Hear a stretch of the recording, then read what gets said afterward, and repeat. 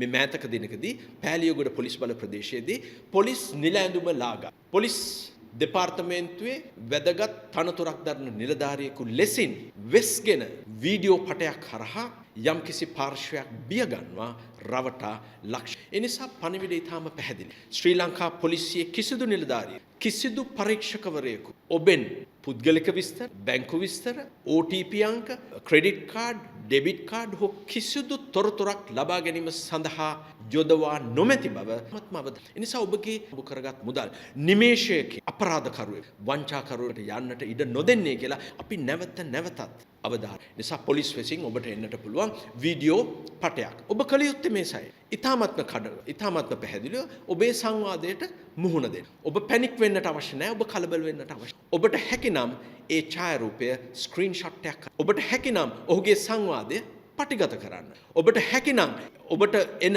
SMS එහෙම නැත්නම් short messages පණිවිඩ සියල්ලම පටිගත කරලා රඳවා තබාගෙන ළඟම තියෙන පොලිස් ස්ථානයට හෝ මම මේ අංකයන් ලබා දෙනවා ඒ අංකයට හෝ ඉදිරියේදී යොදු කරන්න. ඒ නිසා මේක අසන් ඉන්න අම්මා කෙනෙකුට තාත්තා කෙනෙකුට විශේෂයෙන් අපි දන්නවා මේ වෙන විට ફોකස් කරන්නේ වැඩිහිටියෝ.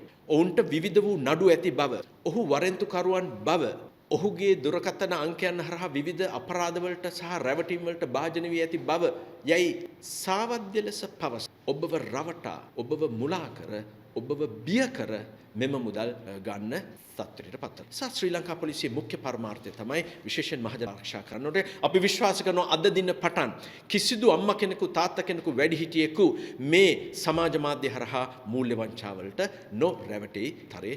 මම කිව්ව ඔබට අංකයන් කීපයක් දෙන්නම් කියලා. විශේෂයෙන් අපි විශ්වාස කරනවා වින්දිතයෙන් පහත අංක 0.112 300යි 756. මම අපහු කියන්න 0.112 300යි 756.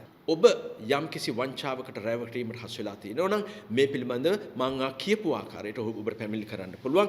ඒ වගේම අපරාධ පරීක්ෂණ දෙපාර්තමේන්තුවේ 0.112 320යි 141 හරහත් ඒ වගේම විද්‍යුත් තැපැල් ලිපිනයක් මම නැවත ඔබට හඳුන්වලා දෙන්නම්.